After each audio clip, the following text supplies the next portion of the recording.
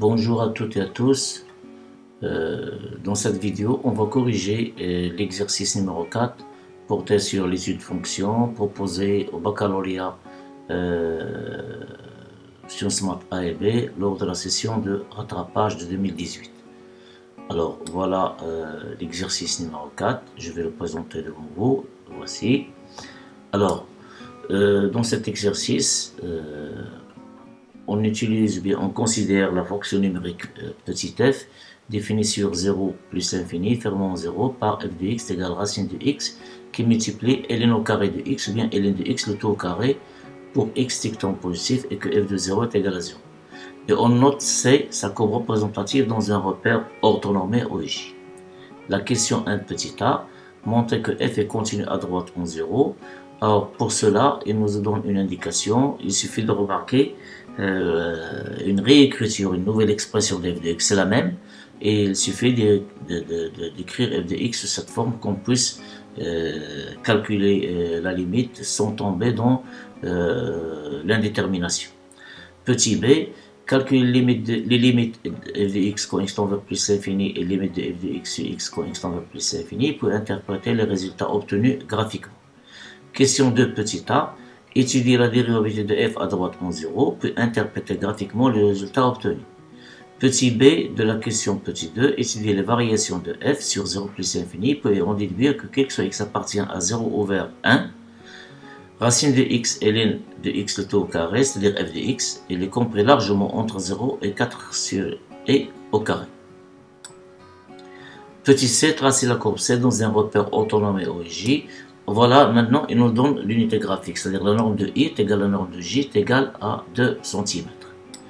Question 3, pour tout réel x supérieur égal à 0, on pose f de x égale somme de x à 1 f de t dt, ou bien l'intégrale de x à 1 f de t dt.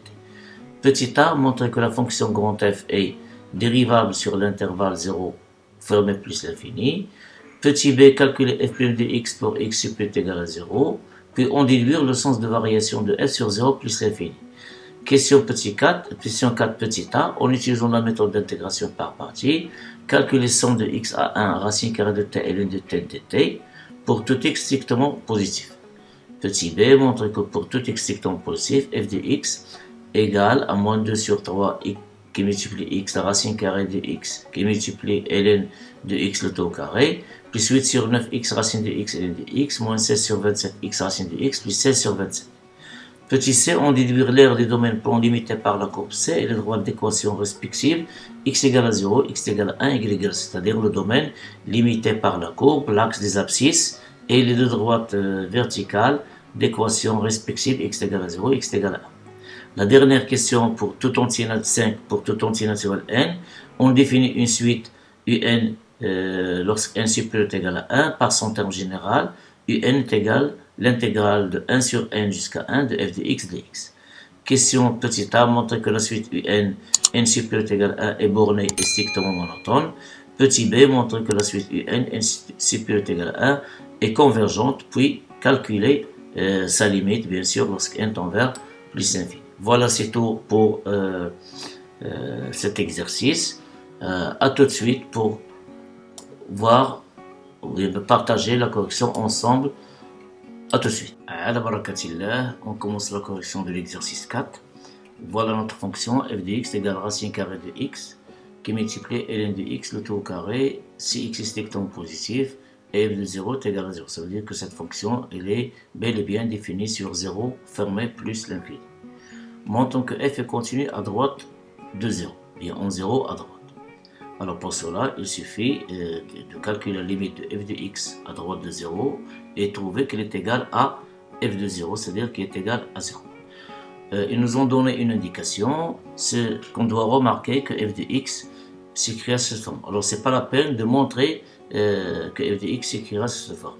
Si c'était le cas, ils vont nous demander de montrer que f de x est égal à cette expression que x est possible. Mais comme il est écrit entre parenthèses, ça veut dire que c'est une indication à utiliser. Voilà, en remarquant que f de x est de cette forme, dans ce cas, on va calculer la limite de f de x quand x tend vers 0+. On va commencer par x à la puissance 4 et ln de x à la puissance 4. limite de x à la puissance, pardon, x à la puissance 1 sur 4. Limite de x à la puissance 1 sur 4 qui multiplie ln de x à la puissance 1 sur 4 quand x tend vers plus l'infini, en changeant la variable x à la puissance 1 sur 4 par t. Et donc si x tend vers 0, x à la puissance 1 sur 4 tend vers 0 même à droite, ça veut dire que t tend aussi vers 0 à droite. Donc il est égal à limite de t, ln de t, quand t tend vers 0 plus, qui est égal à 0 si limite usuelle. Et comme 0 est égal à f de 0, ça veut dire que f elle est continue à droite en 0. On a limite de f de x quand x tend vers 0 plus, c'est égal à f de 0, donc f est continue à droite en 0, et en 0 à droite.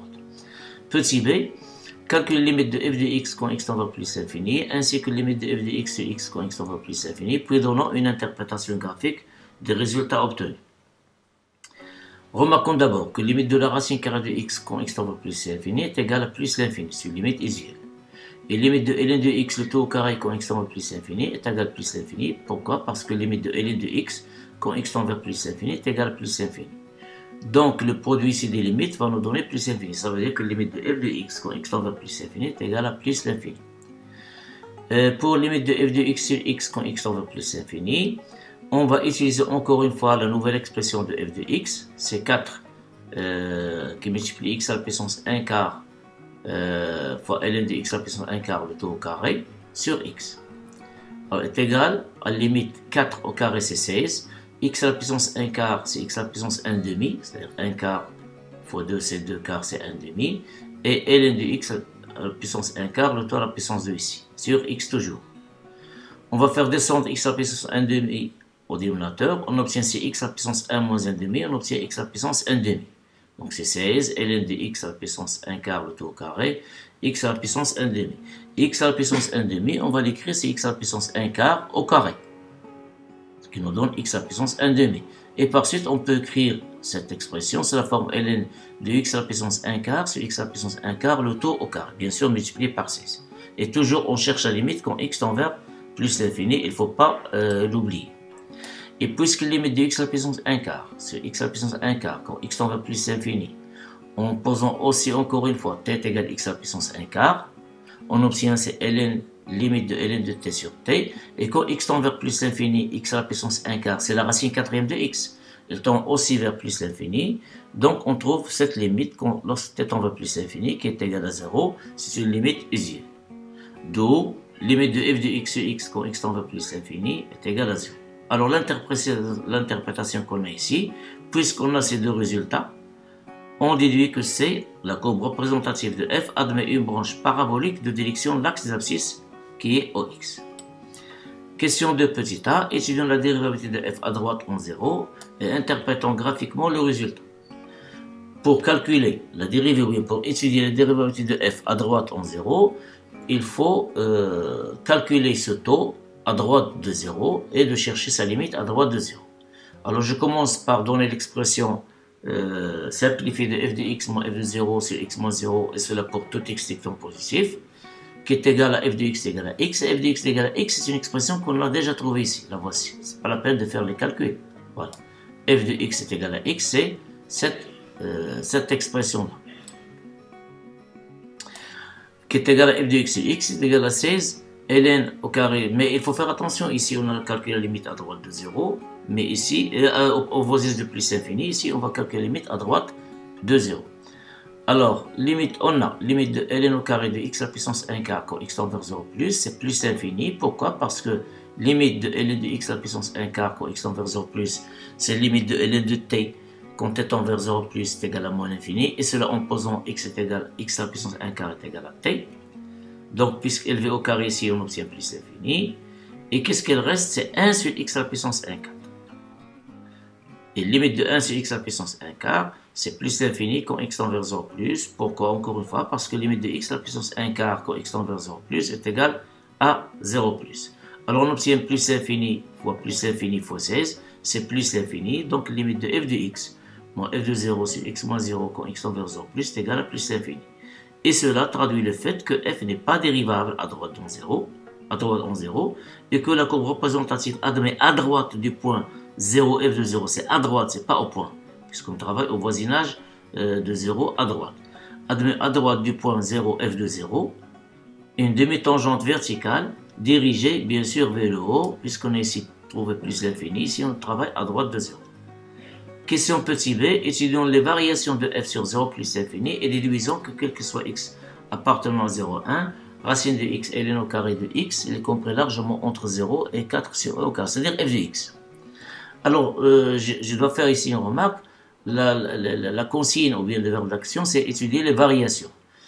Parfois, étudier les variations, on fait l'étude de la dérivabilité, le signe de la dérivabilité, on déduit les variations, puis on résume tout cela en tableau de variation.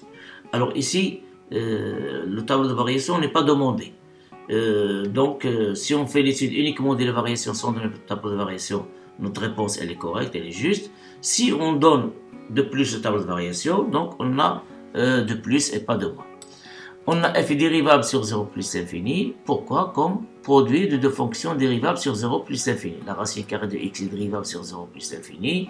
Et ln de x est dérivable sur 0 plus l'infini. Son carré aussi, leur produit ici, est dérivable sur 0 plus l'infini. Et quel que soit x sectant positif, f' de x est égal. Alors, la dérivée de la racine carrée de x, c'est 1 sur 2 racine de x qui multiplie ln au carré de x. Plus ln au carré de x, c'est pas ln de x au carré. Plus 2, la dérivée de ln au carré de x, c'est 2 fois 1 sur x fois ln de x. Donc c'est 2 fois 1 sur x fois ln de x multiplié par racine carrée de x. On va réduire au même dénominateur qui est ici 2x racine carrée de x. Ça veut dire qu'on va multiplier ici par x, ici par racine carrée de x. On obtient x ln au carré de x. Racine de x fois racine de x par 2. Excusez-moi, ici on a 2. On va multiplier ici par x. On va multiplier par 2. On obtient 4, voilà. 4 racine de x fois racine de x, c'est 4x fois ln de x, le tout sur 2x racine carrée de x. En remarquant qu'il y a x sur les trois termes ici, du dénominateur, dénominateur et numérateur et dénominateur, on peut simplifier par x. Donc on obtient ln au carré de x plus 4 ln de x plus sur 2 racine carrée de x. Alors, puisque ici ln au carré de x plus 4 ln de x, on peut factoriser par ln de x, on obtient ln de x, facteur de ln de x, plus 4 sur 2 racine carrée de x. Donc le signe de f' de x sur 0 plus l'infini, puisqu'on travaille sur 0 plus l'infini, est celui de son numérateur, le numérateur de l'expression f' de x, parce que 2 racines de x est strictement positif. Et celui de ln de x qui multiplie ln de x plus 4. Cherchons tout d'abord le point de nullité de cette expression. Ln de x qui multiplie ln de x plus 4 égale à 0, c'est équivalent à ln de x égale à 0, ou ln de x égale à moins 4. C'est équivalent à x égale à 1, ou x égale à l'exponentielle de moins 4. Donc, la dérivée s'annule en ces deux points. Maintenant, on va chercher quand x sera strictement positif et quand x sera strictement négatif. Alors, ln de x qui multiplie ln de x plus 4, on peut résumer ça dans un tableau, mais j'ai préféré de faire ce travail.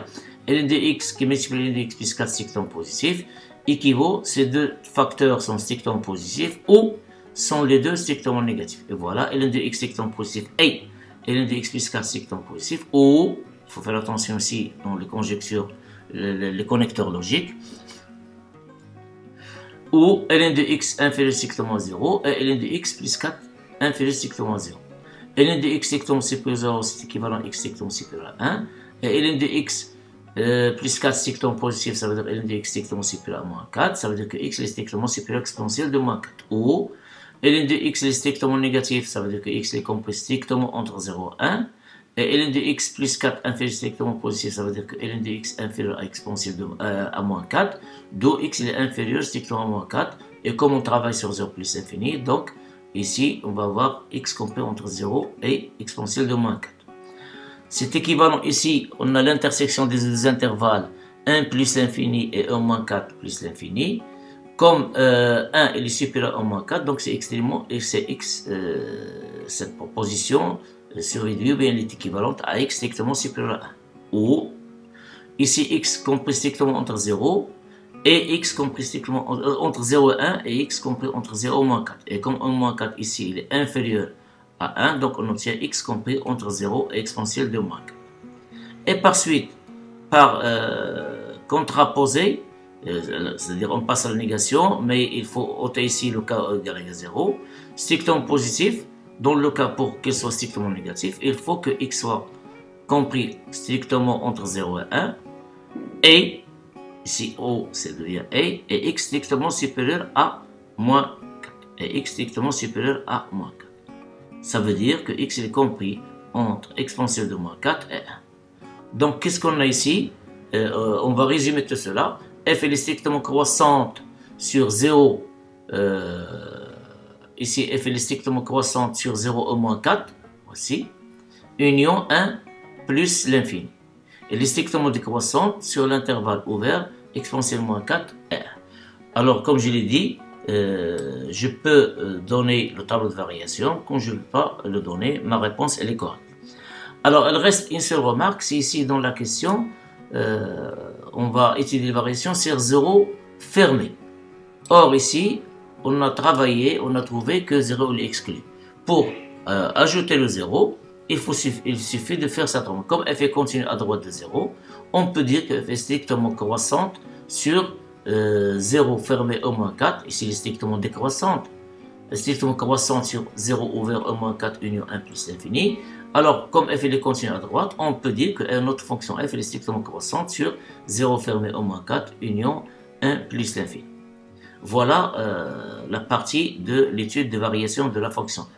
Maintenant, reste à montrer la relation demandée dans la question, celle-là. Alors, d'après ce que précède, on déduit sur 0,1 que sur 0,1, f admet un maximum relatif au point au moins 4. Pourquoi? Parce que, ici, regarde ici, entre 0 jusqu'à 1. 0 au moins 4, voilà, 0 au moins 4 jusqu'à...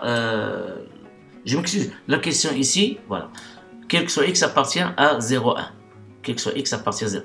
Or, notre fonction f' s'annule en 0 et 1, en 0, 1, et il change de signe. Il change de signe au point au moins 4. Il change de signe au point E moins 4. Donc, dans 0,1, puisque f est strictement croissante sur 0 au moins 4, elle est décroissante sur E moins 4, ça veut dire que f admet un maximum relatif au point d'abscisse au moins 4. C'est-à-dire, quel que soit x appartient à 0,1, f de x il est inférieur ou égal à f de E moins 4. Sur tout l'intervalle 0,1, f de E moins 4, c'est un maximum absolu dans cet intervalle et relatif dans le domaine tout entier. Alors, je reprends encore une fois. Sur 0,1, on a sur 0 E moins 4, notre fonction elle est croissante, et sur au moins 4, 1, elle est décroissante. Donc, elle croît, puis elle décroît. Ça veut dire qu'elle présente un maximum au point au moins 4. Donc, dans ce cas, f de x est inférieur à f de au moins 4, quel que soit x appartient à 0, 1.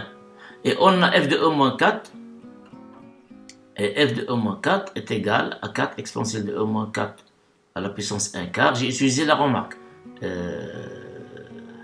Si c'est le taux au carré, je m'excuse, c'est voilà. Donc après calcul, on trouve qu'il est égal à 4 sur E, le taux au carré. Et on a de plus, f est strictement croissante sur 0 au moins 4, donc quel que soit x strictement positif, f de x est supérieur ou égal à f de 0 qui est égal à 0. Alors j'ai noté ici ce résultat par étoile, et ce deuxième résultat par double étoile. Donc d'après les résultats étoile et double étoile, on déduit que sur 0,1, on obtient f de x, elle est f de x est supérieur ou égal à 0, f de x est supérieur ou égal à 0, et inférieur ou égal à 4 sur E au carré. Et f de x n'est que la racine de x, elle est au carré de x. Donc, en conclusion, on a quel que soit x appartient à 0,1, la racine carrée qui multiplie ln au carré de x, il est compris largement entre 0 et 4 sur E, le tout au carré. Représentation graphique, cette fois-ci j'ai fait la représentation graphique à la main, mais vous trouverez ici qu'il y a des zigzags, un petit peu de zigzags, parce que je trouve difficulté de dessiner avec ma tablette. Mais vous allez me dire pourquoi tu as utilisé 600 le logiciel GeoGebra. Parce que ici j'ai dessiné uniquement c'est l'allure. C'est l'allure. Alors voilà, il y a une tangente, une demi-tangente verticale ici en bleu. Donc voici, demi-tangente verticale à droite de 0, f de 0. Donc la courbe, il va croître comme ça jusqu'au ce point. puisqu'ici, de 0 à moins 4, c'est à peu près 0,02, je crois. Ici, c'est à peu près 2,7 peut-être, je sais pas. Puisque même j'ai pris ici un repère, j'ai 4 carreaux, ça veut dire 2 cm, donc c'est plus que 2 cm ici. Plus que 2 cm, وجاية يعني شي حاجة اللي هي encombrée à droite. On pense que notre courbe c'est une droite. Non, c'est pas une droite, c'est une courbe. Elle commence à se détacher de la demi-tangente, etc. Jusqu'à l'arrivée au sommet, c'est le maximum, puis elle décroît, puis elle croît. Alors, je reviens au GeoGebra. Donc, j'ai dessiné avec GeoGebra ici les valeurs du GeoGebra. La courbe va comme ça. Elle prête à confusion qu'il y a une demi-tangente, une branche parabolique dirigée vers l'axe des ordonnées. C'est ce qui est faux, puisqu'on a une demi-tangente dirigée. Alors, si, lorsque j'ai voulu faire apparaître la branche infinie dirigée vers les abscisses, j'ai commencé à réduire. C'est pour cela que j'ai utilisé à la main. Et si quelqu'un parmi vous utilise GeoGebra, essayez de voir ça, entre les données de la fonction, vous allez voir la courbe comme elle. Mais ici, c'est une allure. Et au baccalauréat et dans l'examen, on ne cherche que l'allure de la courbe. Mais il faut bien dessiner les tangentes. Voilà, j'ai ici deux tangentes au point 1. Ici, c'est 1. Ici, c'est 1. La dérivée s'annule au point 1. Donc, il y a une tangente horizontale. Voilà, elle est en bleu.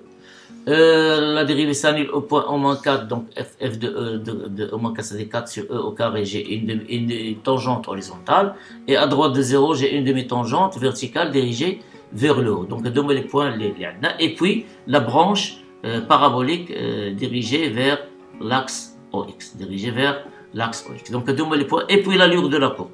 Et vous aurez la totalité de la note sur cette question. La question 3, on utilise une autre fonction définie par une intégrale sur 0 fermé plus infini. C'est grand f de x égale somme de x à 1 f de t de t. La question petit a montrant que f est dérivable sur 0 plus infini. Encore une fois, et je la répète pour la énième fois, il y a une vidéo qui est postée déjà il y a 1 an et demi peut-être, sur les fonctions définies par une intégrale dans ces trois catégories. Avec des exemples et tout, vous pouvez le revoir pour bien maîtriser ce genre de fonctions et de bien construire une technique de réponse aux questions qui sont portées sur les fonctions définies par une intégrale. Montrons que f est dérivable sur 0 plus infini. Alors tout d'abord, on a cette fonction f, elle est continue sur 0 plus infini. On a déjà vu, voilà la courbe, elle est continue, on a déjà, elle est dérivable, donc elle est continue sur 0 plus infini. Et 1, celui-là appartient à 0 plus infini. Donc la fonction, regarde ici, j'ai travaillé avec somme de 1 à x, c'est pas somme de x à 1, c'est pas la même. Donc la fonction qui est x correspond à somme de 1 à x, f de t, est définie et dérivable sur 0 plus infini. Alors pour une fonction qui est de cette forme, somme de a à x, pour étudier sa dérivabilité ou bien sa continuité, il suffit d'étudier la continuité de notre fonction petit f ici intégrande à l'intérieur de l'intégrale sur l'intervalle demandé, et remarquez que ce 1 ou bien ce a appartient au même intervalle. Alors dans ce cas, notre fonction f elle est dérivable. C'est pas de la fonction grand f, c'est cette fonction celle-là, j'ai pas noté, je peux noter g. Celle-là elle est dérivable sur 0 plus l'infini.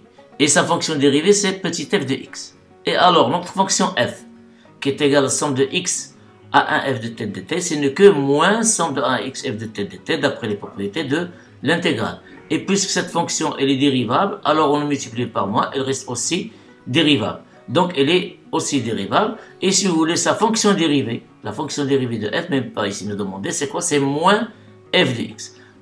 Voilà la question dérivée, elle est demandée dans la question petite.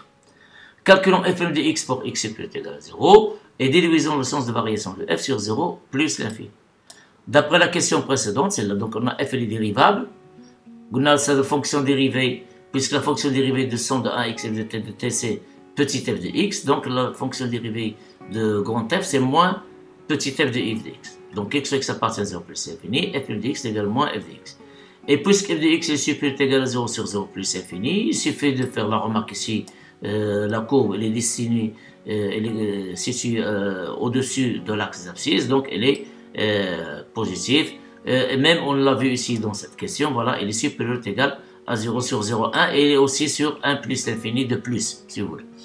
Donc, f de x est positif et par suite f de x est négatif. Donc, quel que soit x appartient à 0 plus l'infini, f de x est inférieur ou égal à 0, d'où f est décroissante sur 0 plus l'infini. Quatrième question petit a. Par une intégration par partie, calcule l'ensemble de x à 1 racine de t ln de t dt pour tout x sectant positif. Alors, soit x sectant positif, puisqu'il est demandé pour tout x sectant positif, soit x sectant positif fixé. Posons u de t est égal à ln de t et v' de t est égal à racine de t. Donc, u' de t c'est 1 sur t, la dérivée de ln de t c'est 1 sur t. Et une primitive de racine de t c'est 2 sur 3, racine de t au cube est égal à 2 tiers t racine de t. Il suffit d'utiliser la formule t à la puissance 1 demi. Une primitive de t à la puissance 1 demi, c'est t à la puissance 1 demi plus 1 sur 1 demi plus 1, qu'on trouve celle-là. Alors, on peut se ces racines, bien sûr que t est positif, t varie entre x et 1, et x est le sectant positif, donc t est le sectant positif, donc on peut écrire ici c'est 2 tiers t racine de t. Donc, somme de x à 1 racine de t ln de t dt est égal u de t fois v de t évalué entre les bornes x et 1, c'est-à-dire 2 tiers t racine de t qui multiplie de t évalué entre x et 1, moins somme de x à 1, u' de t, v de t, c'est-à-dire en simplifiant par t, elle reste 2 tiers racine de t dt.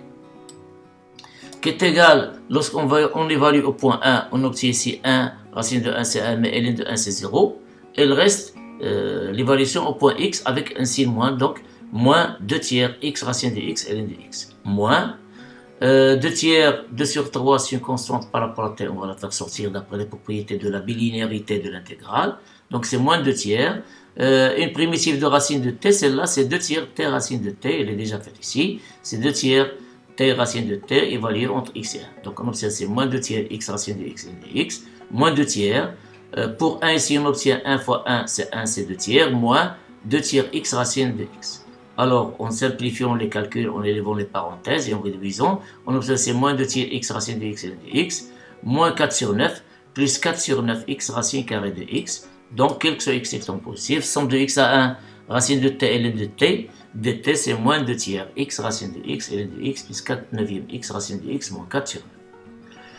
La question petit b, montrant que quel que soit x sectant positif, f de x est égal à moins 2 tiers x racine de x ln au carré de x, plus 8 sur 9 x racine de x ln de x, moins 16 sur 27 x racine de x, plus 16 sur 27. De la même manière ici, on va utiliser une intégration par partie.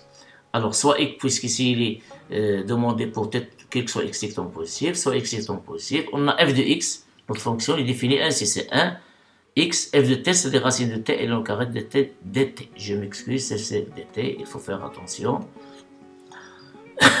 Alors, par une intégration par partie, en posant u de t est égal à ln au carré de t, et v' de t est égal à racine de t.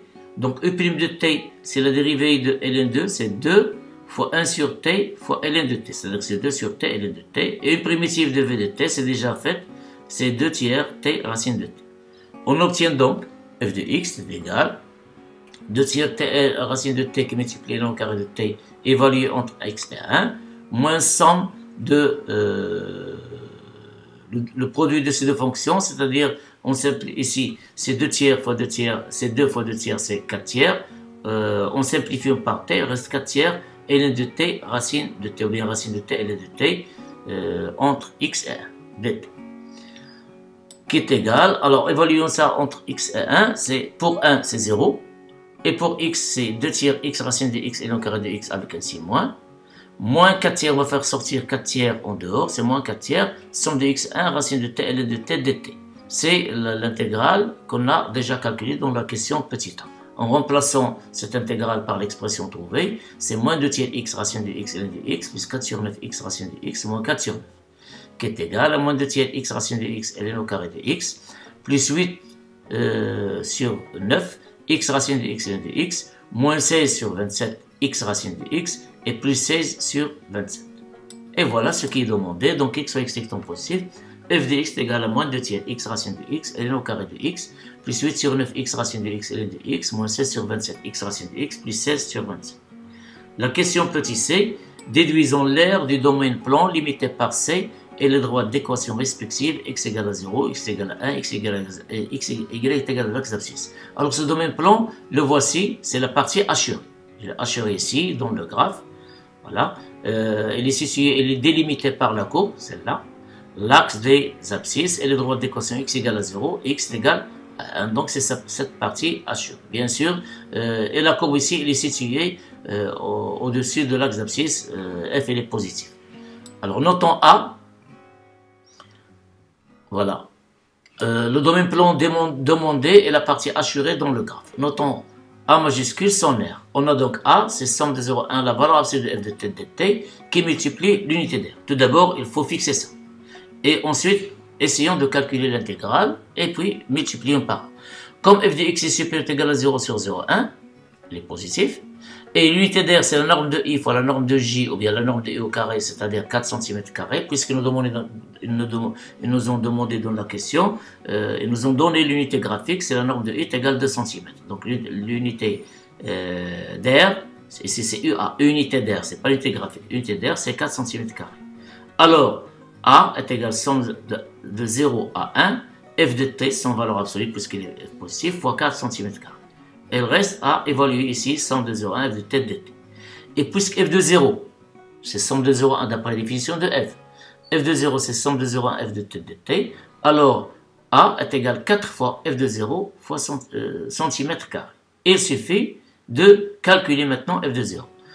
Et on a f est contenu en 0. Dans l'exercice, ils ne nous ont pas donné f de 0. Mais ici, on peut trouver f de 0. Il suffit de faire cette remarque. On a f est contenu en 0 à droite, donc f de 0, c'est la limite de f de x lorsque x tend vers 0 plus. Et il reste maintenant à calculer la limite de cette expression lorsque x tend vers 0 plus. Commençons par x racine de x ln au carré de x, celle-là. Limite de x racine de x ln au carré de x quand x tend vers 0 plus. C'est la limite de x. Alors ln au carré de x, je vais l'écrire, c'est ln de x fois ln de x. Et d'après la commutativité de la multiplication, je vais l'écrire encore une fois, c'est x ln de x fois racine de x ln de x. Donc c'est limite de x ln de x fois racine de x ln de x quand x tend vers 0 plus. C'est limite de x ln de x. La racine de x ln de x, je vais l'écrire sous la forme de racine de x ln de racine de x, en tenant compte de la relation ln de racine de x égale 1 demi ln de x. Donc ln de x c'est 2 fois ln de racine de x. On obtient ces 2 racines de x ln de racine de x. Cette limite est égale à 0. Pourquoi? Parce que cette limite, c'est une limite usuelle à droite de 0, c'est 0. Et ici aussi, cette limite, si vous voulez, on peut la rendre limite usuelle en remplaçant racine de x par t. On trouve qu'elle est égale aussi 0. Donc 0 fois 0, c'est 0. Limite de 8 sur 9 x racine de x ln de x, c'est limite de 8 sur 9 racine de x qui multiplie x ln de x, d'après la commutativité de la multiplication. Limite de x ln de x est 0 à droite de 0. Limite de racine de x est 0. Donc on obtient 0 fois 0. C'est 0 fois 8 sur 9, c'est 0. Et limite de x racine de x c'est 0. C'est la tend vers 0. C'est tend vers 0. Qu'est-ce qu'il reste? Il reste tous les termes ici dont f de x tendent vers 0 lorsqu'x tend vers 0 plus. Il reste 16 sur 27. Ça veut dire que limite de f de x quand x tend vers 0 plus est égale 16 sur 27. Et limite de f de x quand x tend vers 0 plus d'après cette remarque, celle-là, c'est f de 0, et comme l'aire c'est 4 fois f de 0, alors l'aire est égal à 4 fois f de 0, donc l'aire c'est 64, 4 fois 16, c'est 64 sur 27 cm². La dernière question, on va définir une suite par une intégrale. Soit, quel que soit n dans n étoile, un est égal somme de 1 sur n jusqu'à 1 f de x dx. Montant que n supérieur égal à 1 est borné et strictement monotone. Pour cela, prenons un n quelconque dans n étoile. On a d'après le résultat de la question 2b, quel que soit x appartient à un n, ici 0 jusqu'à 1, mais ici 0 ouvert. Donc en particulier, cette relation elle est vraie sur un n 1. Donc c'est racine de x ln au carré de x, il compris largement entre 0 et 4 sur e carré. Donc en passant l'intégrale des 3 fonctions termes de cette double inégalité, d'après les propriétés de l'intégrale et ordre, on obtient 0, somme de 1 c'est n racine de x et le carré de x dx, et 1 fait égal somme de 1 sur n1, 4 sur e au carré dx, c'est-à-dire 0, ici c'est un d'après la définition, il est inférieur ou égal à 1 moins 1 sur n qui multiplie 4 sur e au carré. Or, on a 1 sur n, n elle est strictement, elle est supérieure ou égale à 1. Donc, il est différent de 0. Donc, 1 sur n, il est strictement positif, il est inférieur ou égal à 1. Et par suite, 1 moins 1 sur n, ce terme, il est strictement positif, bien sûr, et inférieur à 1. Donc, celle-là, elle est inférieure à 4 sur e au carré. Donc, on obtient, quel que soit n dans n étoile, un il est compris entre 0 et 4 sur e au carré. C'est une méthode. Parmi d'autres, vous pouvez utiliser la monotonie de la fonction grand F. Vous trouvez, si vous voulez, un encadrement du n, quel que soit n dans n étoiles. Il ne faut pas s'arrêter ici, puisqu'ils nous ont demandé de montrer qu'il est monotone. Ici, il reste toujours la variable n, et ça, ce nombre va varier selon n. Donc, on a trouvé un majoron de 1 moins 1 sur n qui multiplie 4 sur e au carré, c'est 4 sur e le tout au carré, parce que ce terme, ou bien ce facteur, il est positif, il est inférieur ou égal à 1. Ce qui montre que la suite un, elle est bornée, elle est minorée et elle est majorée. La question suivante, quel est monotone, strictement monotone? Alors, il peut être strictement croissante, il peut être strictement décroissante. Pour cela, il suffit d'étudier le signe de n plus 1 moins un, quel que soit n dans n étoile. Alors, d'autre part, remarquons que quel que soit n dans n étoile, un, il peut s'écrire sous la forme f de 1 sur n. On peut utiliser cette remarque ici pour trouver des minorants et des majeurs, c'est-à-dire pour montrer que la suite un, elle est bornée en utilisant la fonction f. Donc, un plus 1 moins un est égal à f de 1 sur n plus 1 moins f de 1 sur n, qui est strictement positif. Pourquoi? Parce que 1 sur n plus 1, il est inférieur strictement à 1 sur n, et on sait que f elle est décroissante sur 0 plus f. Donc, f de 1 sur n, il est inférieur de f de 1 sur n plus 1, et par suite, f de 1 sur n plus 1 moins f de 1 sur n, il est strictement positif. Donc, quel que soit n dans n étoile, un plus 1 moins n, il est strictement positif, ce qui montre que n il est strictement croissante, bien sûr. La dernière question, je crois, c'est petit b. Montrer que n est convergente et calculons limite du n. Alors déjà, on a vu que n elle est croissante, voici, elle est strictement croissante, donc elle est croissante, elle est majorée par 4, elle est majorée par 4 sur e au carré, voilà, donc elle est convergente. Alors ici, je vais m'arrêter et faire une remarque. En général, parmi les exercices que vous avez beaucoup travaillé, lorsqu'on a une suite qui est bornée, quel que soit n dans n ou quel que soit n dans i, un est compris entre petit a et petit b, souvent quand le gars fait les exercices, que si n est convergente, alors la limite de يمكن تكون a يمكن تكون b. Donc là, il va prêter à confusion ici. Ça veut dire que la limite il sera 0 ou bien 4 sur e au carré. Mais dans ce cas, ni l'un ni l'autre. Et vous allez voir pourquoi. On a eu n supérieur ou égal à 1 et croissante, est majorée par 4 sur e au carré. Donc, elle est convergente. Maintenant, on a répondu à la convergence de la suite un. Elle est croissante et majorée, donc elle est convergente. Et comme un est égal à f de 1 sur n, nous, on cherche, donc il a admis une limite, c'est-à-dire la limite de f de 1 sur n existe. Et que la limite de 1 sur n, au plus infini, c'est 0 plus. La limite de 1 sur n, ici, 0 plus. Et comme f est continu à droite en 0, alors limite de n, c'est limite de f de 1 sur n. Et comme limite de 1 sur n, au voisinage plus l'infini, c'est 0, et f est continu à droite en 0, alors c'est égal à f de 0, qui est égal à son tour à 16 sur 27.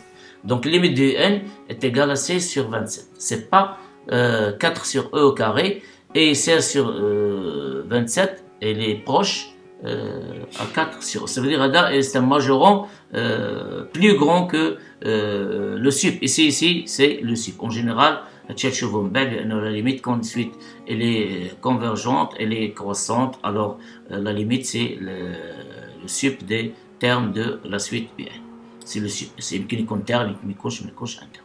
Et voilà, c'est tout pour la correction de cet examen, l'exercice 4. On se rencontre, Inch'Allah, dans d'autres vidéos, sur d'autres vidéos, pour continuer la correction de ces examens, les complexes, les structures, probabilités, etc. Il y a beaucoup de choses à faire pour qu'on puisse aux préparations des examens, avec des examens blancs. Bon courage et bonne réussite.